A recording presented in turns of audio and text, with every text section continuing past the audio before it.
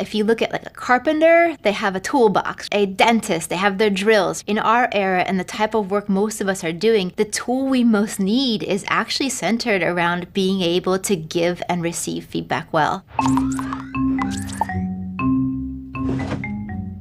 Humans have been talking about feedback for centuries. In fact, Confucius, way back in 500 BC, talked about how important it is to be able to say difficult messages well. But to be honest, we're still pretty bad at it. In fact, a recent Gallup survey found that only 26% of employees strongly agree that the feedback they get actually improves their work. Those numbers are pretty dismal. So what's going on? The way that most people give their feedback actually isn't brain-friendly. People fall into one of two camps. Either they're of the camp that is very indirect and soft, and the brain doesn't even recognize that feedback is being given, or it's just simply confused. Or they fall into the other camp of being too direct. And with that, it tips the other person into the land of being defensive. And there's this part of the brain called the amygdala, and it's scanning at all times to figure out whether the message has a social threat attached to it. With that, we'll move forward in defensiveness, or we'll move backwards in retreat. And what happens is the feedback giver then starts to dysregulate as well. They add more ums and ahs and justifications,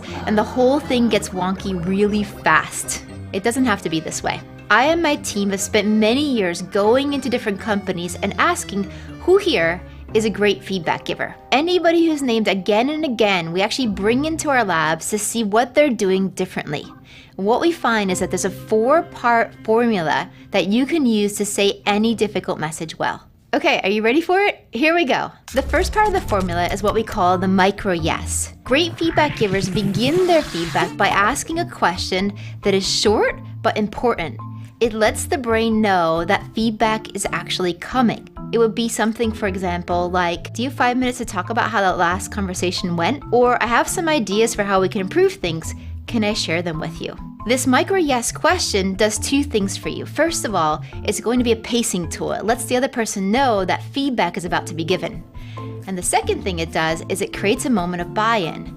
I can say yes or no to that yes or no question. And with that, I get a feeling of autonomy. The second part of the feedback formula is going to be giving your data point. Here you should name specifically what you saw or heard and cut out any words that aren't objective. There's a concept we call blur words.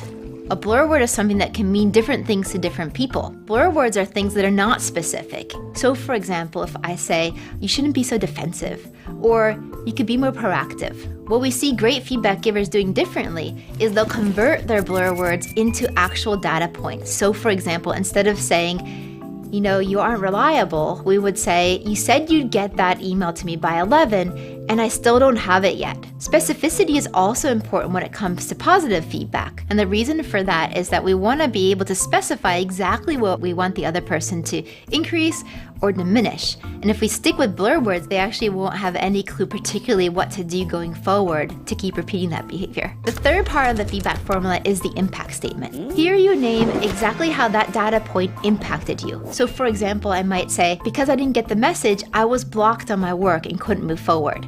Or, I really liked how you added those stories because it helped me grasp the concepts faster. It gives you a sense of purpose and meaning and logic between the points, which is something the brain really craves. The fourth part of the feedback formula is a question. Great feedback givers wrap their feedback message with a question. They'll ask something like, well, how do you see it? Or, this is what I'm thinking we should do. But what are your thoughts on it? What it does is it creates commitment rather than just compliance. It makes the conversation no longer be a monologue, but rather becomes a joint problem-solving situation. But there's one last thing. Great feedback givers not only can say messages well, but also they ask for feedback regularly. In fact, our research on perceived leadership shows that you shouldn't wait for feedback to be given to you, what we call push feedback, but rather you should actively ask for feedback, what we call pulling feedback. Pulling feedback establishes you as a continual learner and puts the power in your hands. The most challenging situations are actually the ones that call for the most skillful feedback. But it doesn't have to be hard. Now that you know this 4-part formula, you can mix and match it to make it work for any difficult conversation.